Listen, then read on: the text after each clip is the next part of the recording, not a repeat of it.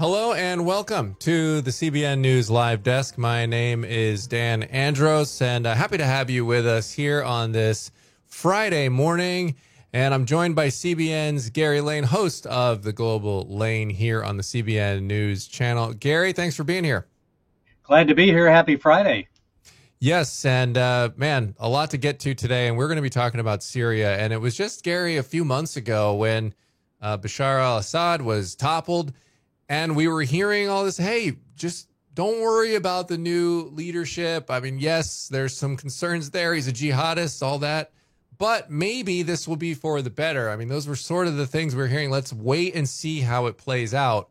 So tell me, what are we looking at right now? We've seen some horrifying videos come out in just the past few days against the Druze, but also for Christians as well. I mean, this is what obviously a lot of people who watch this show and are Christians were worried about, as well as everyone else, but particularly Christians. What was going to happen to them? So tell me what's going on. Well, Dan, you remember back in March, there was this massacre against the Alawites along the coast of Syria. 1,400 people were killed there. Then that was followed in June. On June 22nd, there was a bombing, a suicide bombing and shooting at the St. Mar Elias Church, Greek Orthodox church just outside of Damascus. 25 Christians were killed in that, probably about 50 injured. And then more recently, we've seen the Druze community in southern Syria attacked by Bedouins. Some of the Druze say that they were supported by the government military, and the Israelis came in to help protect them. And there's some estimates that say probably as many as 800 people, 900 people were killed in that round of violence.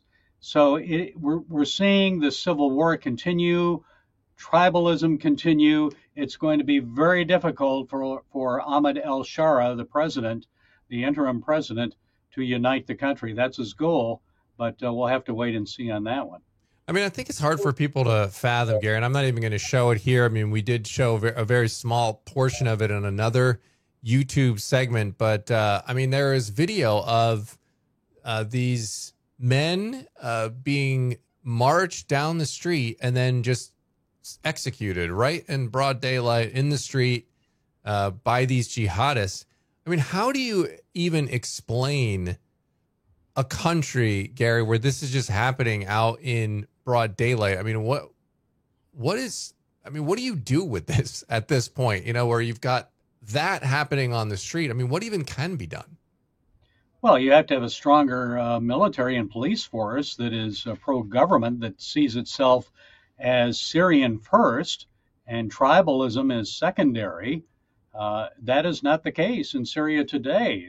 There are many different factions. There's tribalism going on, minorities. You've got the Kurds in the north. You've got the Alawites along the coast. The Alawites, of course, were aligned with the Assad family. They were Alawites. And then you've got a dominant Sunni population, but there are factions within that. You've got militants, you've got more moderates, and then, of course, you have the Druze. The Assyrian Christians are in the north with the Kurds, along the area with the Kurds, and then in the south you have the Druze. And the Druze, maybe, I think in the entire Middle East are probably 800,000 Druze. Many of them are aligned with Israel because they have relatives in the Golan Heights, which, of course, Israel annexed not long ago, and I think it was the first Trump term. They annexed the Golan Heights, but they've occupied it since 1967. And there are Druze there. And many of the Druze are very pro-Israel. They have joined the Israeli military. They're allowed to serve in the military there. Those are the ones that are in Israel.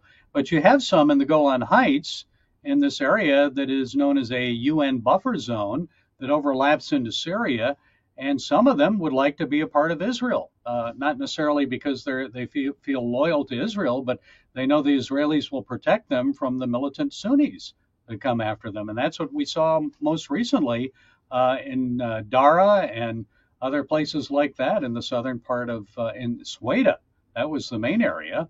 Those are predominantly Druze villages, and they came under attack from Bedouins and militants that have old grudges against them, Dan.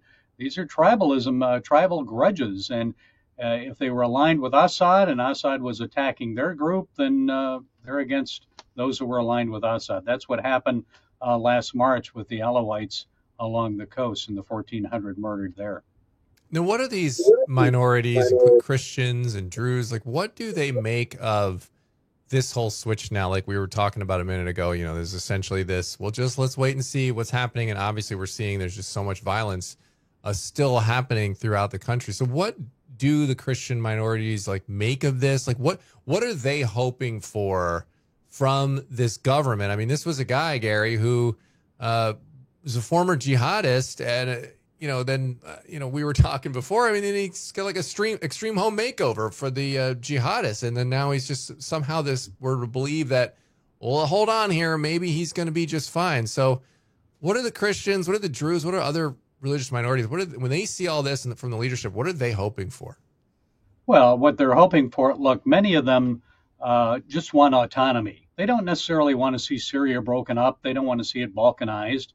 But they would like autonomy in their regions. These Syrian Christians fear that nobody's protecting them. You know, many Americans will say, look, you can rely on the Kurds. The Kurds will protect you. The SDF and the Kurdish forces will protect you. And you talk to the Assyrian Christians, they say, they're not protecting us. When ISIS came in, they were nowhere to be found. And we said, hey, aren't you going to help us and protect us? And they said, we're not going to protect you, Christians, you rotten people. So they have disdain for the Christians. They don't have any love for them. They like to present themselves as being this guardian and protector of the Christians and other minorities, but they really aren't. The Kurds are out for themselves. And then you look at the Druze. The Druze aren't real happy with this government. They don't support the government. Matter of fact, many of them will say that this interim government, the HTS government, has actually supported the Bedouins that recently attacked them and slaughtered them. So these minority groups look at the government and they say, this is not our government. This is not our protector. Who can we go to protect us? And that's why some of the Druze, not all of them, are looking to Israel for protection. The Alawites, they don't have anyone protecting them. And then, of course, the Christians, Assyrian Christians in the north, they say we can't rely on the Kurds either. They haven't really done a good job of protecting us. So what they're really looking for, Dan, is autonomy. They're looking for minority rights to be honored. And that's why many of them are looking to a new constitution. But you can have a new constitution and have a guarantee of religious rights there and minority rights, but then it has to be honored, doesn't it? Yeah, absolutely. Now tell me, Gary, about what's going on with Erdogan and how does he play in with all of this? Erdogan is the one who really helped bring Ahmed al-Shara to power. Erdogan, if you talk to anyone in Syria, they will say, well, Turkey and Erdogan were supporting ISIS. They were the ones that were arming ISIS. They were allowing ISIS to go in and out of Turkey because they saw them as I would say as a surrogate army against the Kurds. And of course, you had the PKK, which was a radical communist-like Kurdish militia that existed for 40 years. They were on the list of terrorist list here in the U.S. and also considered terrorists by Turkey. And Turkey was fighting against them. They were launching strikes and attacks inside Turkey because they wanted autonomy and they wanted a separate Kurdish state. So they've been fighting Turkey for 40 years. They recently just laid down their arms. But Erdogan supported ISIS and helped give them arms, supported them, allowed them to come in and out of Turkey because he saw them as a buffer and a surrogate army to combat the Kurds. But also he saw them as a group that could pressure the Assad regime. He did not like the Assad regime. He wanted to have more influence on Syria. Guess what? Now he has it. And of course, Erdogan has this grand idea, this dream of reestablishing the Ottoman Empire and having an Islamic caliphate in Syria and parts of Turkey. We'll see if that will happen. But right now, it looks like with the tribalism and all the division in Syria, it may be the start of a breakup there. We'll see. Describe to people that might not be familiar with that term, the caliphate. Describe a little bit about what that is and what that would take to actually make that happen if Erdogan wants that. Well, if you had a caliphate just in Syria, let's just say in Syria you had a caliphate. ISIS came the closest to that. They declared a caliphate in a region of Syria, in northern Syria, which was their caliphate, their ISIS state. And of course, it was Donald Trump along with the SDF, the Kurds, that defeated ISIS there in Syria and destroyed their caliphate. They had a caliphate. Now, caliphate is restoring the Islamic State, right?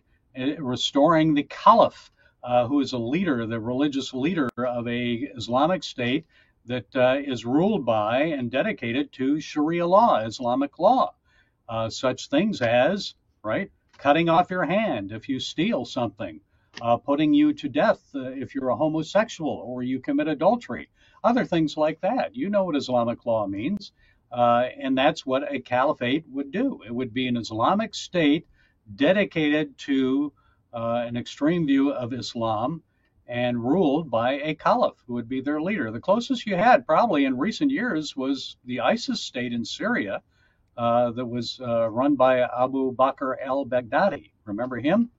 And he was the head of the ISIS state, and he was like a caliph. So let's talk a little bit about Israel here. Israel's obviously got a lot going on with Gaza and Hamas and everything going on there. Iran bearing down on them, and what we saw there a few weeks ago. What now with Syria having all this ramped up? How is Israel approaching this? Well, Israel wants to have a security zone in Syria as well. They're occupying parts of southern Lebanon right now. They probably should never have withdrawn from that 25-kilometer security zone they had originally in Lebanon.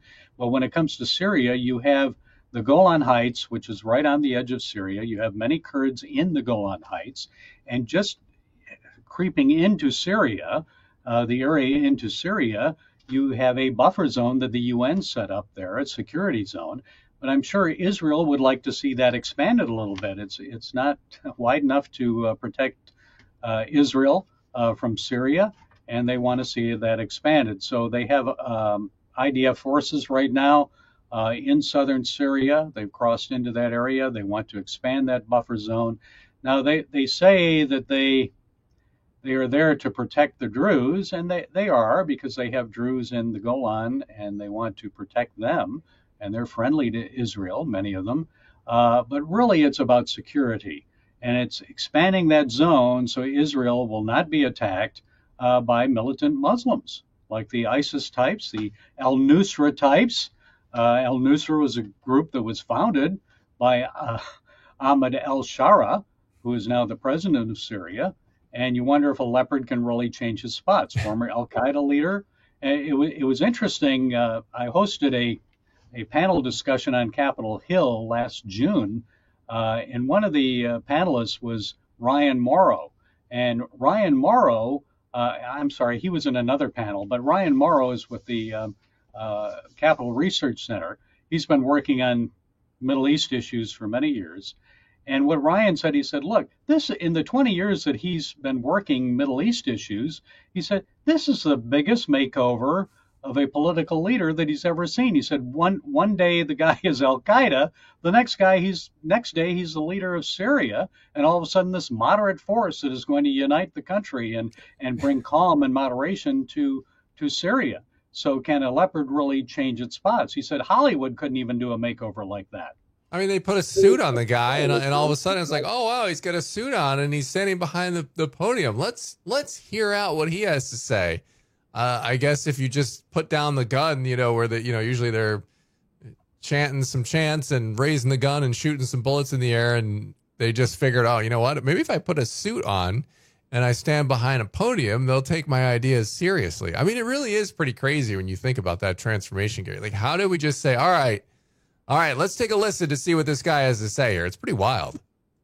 Well, what else is wild is Israel seems to always do this. They will cozy up to guys like that, and then it comes back to bite them.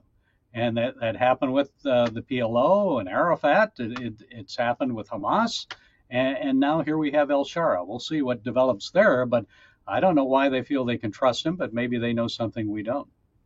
What other key developments in Syria, Gary, do we need to cover that I haven't touched on yet that's kind of on your radar? Well, what happened recently this week, you had a Syrian committee that investigated the massacre that occurred against the Alawites back in March, where 1,400 people were killed. They released their final report. And their report said there were about 300 people responsible for this. However, they did not say if some of them were members of the HTS government army They kind of glossed over that, and they didn't really say that. Mention Christians, how many Christians were killed in this. There may have been some that were caught up in it. It wasn't all Alawites, and they're not really saying who specifically was responsible for this. They just said, look, we found 300 people that we believe are responsible for it, and they're in the custody of the authorities, and now the government needs to deal with that. But they came out and said basically this was retribution for loyalty to the Assad regime, that it wasn't really political or ideological. So that's what they came out with this week. So that's on the radar screen. What will the new government do about that? But also, you've got to keep your eye on the Druze there, even though they have this ceasefire agreement with Israel. Syria and Israel agreed to that. I think it was on the 18th of this month. We'll see if there's any more violence that breaks out, if that ceasefire holds. If Israel feels that the Druze are not being protected and militants are coming into that buffer zone, they'll act. They won't hesitate to go in and start bombing again and send more troops into that area. And does that escalate things if that happens? I mean, then are the jihadists now emboldened to say, well, now we're going to strike back? Or what happens if Israel sort of is forced sort of into defending? I don't know that the jihadists are that strong. I mean, they can do some bombings here and there. They can fire off some, if they have rockets, they can fire off a few rockets or, RPGs and things like that and mortar fire. But I don't know how they're that strong to really take on the IDF. Definitely the Syrian government is not. Remember, when Assad fell, the IDF and their air force, the IAF, went in and destroyed a lot of the defense infrastructure, a lot of their planes, a lot of their equipment. So it is really a weakened Syrian military, and that's why this week al-Shara appealed to Erdogan, his big daddy, come and help me, help Syria here, strengthen us. He wouldn't even mind Turkish troops, I'm sure, in areas to help protect them. But he wants training, he wants military equipment, because he thinks that will help him against these radical groups that even threaten him. They don't like him because he's made overtures to Israel. Yeah. He's not radical enough for many of them. And if he's trying to make peace with Israel, that's the straw that will break the camel's back for them, right? So he's got all these different groups against him. I don't know how he could succeed in unifying the country when they're all against him. If he were, Chuck Holton told me, and he's been to Syria more recently than I have, he said the groups that he has talked to said, look, we don't favor this guy. If there were an election, he wouldn't win. Nobody supports him except for Erdogan and Turkey and maybe a few moderate Sunni Muslims here and there, but that's about it. Oh, pretty crazy stuff unfolding in Syria right now. What do you think, if you had to pick some prayer points, Gary, that people watching that are concerned about what they're seeing unfold, how can they be praying for Syria? Well, I think first and foremost, because we are Christians and we can care about our brothers and sisters in Christ, we need to pray for their protection. We need to pray, Lord, protect them, hold back the forces of evil that want to attack churches, like we saw in the Damascus vicinity church that occurred earlier last month. Lord, so protect them and give them stronger backs to carry their crosses when they're persecuted. That's what they always say. But it's a small community, Dan. Remember, the Christians in Syria, not just the Assyrians, but other Christian denominations there and people. At one time, there were probably close to 2 million Christians, at least 1.5 million in Syria. Now they're probably down to about 300,000 at the most. Many of them have fled. They've gone to other countries, and those that remain are facing hardship. And who's protecting them? Does anyone really care to protect them? They don't necessarily feel that this government will protect them. And the Syrian Christians, as I said, in the north, don't feel the Kurds will protect them. So they have to look to God to protect them. And they should anyway, but also humans can help protect them as well. But so pray for their protection. Pray that they will grow stronger in their faith.